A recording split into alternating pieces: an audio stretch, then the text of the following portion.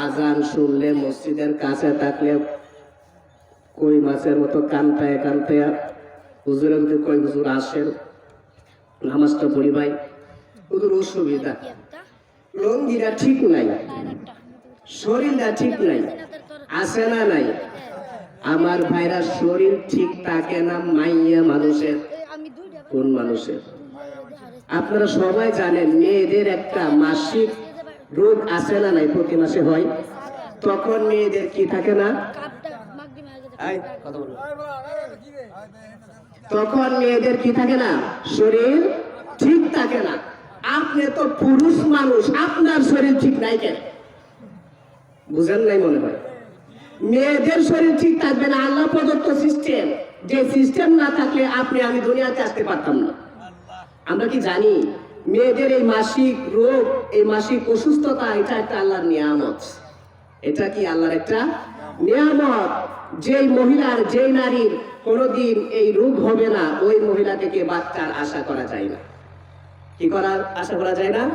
বাচ্চার আশা করা যায় না।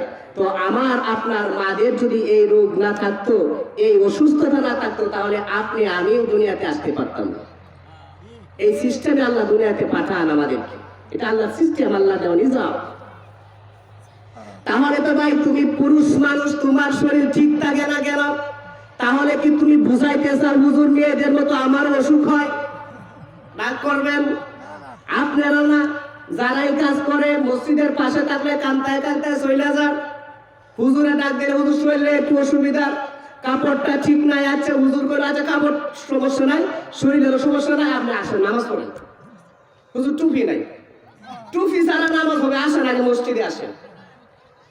ওখানে দেখতেছে কোনো ভাই ছুটতেছে, শরীর ঠিক নাই, আসেন সমস্যা নেই, নামাজ হবে, আল্লাহ কবুল করবে, আপনি আসেন। টুপি নাই, আরে আসেন, টুপি ছাড়া নামাজ হবে, আল্লাহ কবুল করবে। যখন দেখতেছে কোনো ভাবে ছুটতে পারতেছে না, তখন কয় আম ভেড়ার লাগে আজকে সমঝদারি অবস্থা। আম ভেড়াই খাইছে, আম ভেড়ারই সব দোষ। অনশেষ এবেলা সব দোষ হুজুরের কান্দ দিয়ে উনি আস্তে আস্তে পারে।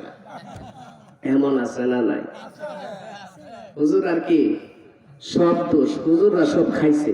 আচ্ছা, স্বাধীনতার পর থেকে এই পর্যন্ত বাংলাদেশের ক্ষমতায় কোনোদিন হুজুররা আইছে? কথা কম। হুজুররা আইছে, হুজুররা কেমনে খাইলো? তুমি কি কো? আপনারা কাপড়ের দাম বাড়াইছেন, আমরা কাপড়ের দাম বাড়াইলে বিড়ির দাম কেলা বাড়াইছে? আমরা যদি কাপড়ের দাম বাড়াই, সিগারেটের দাম কেলা বাড়াইছে? পেঁয়াজের দাম কেনা বাড়াইছে? 20 টাকার আলু 80 টাকা 100 টাকা কেনা করছে? এটি হুজুররা বাড়াইছে?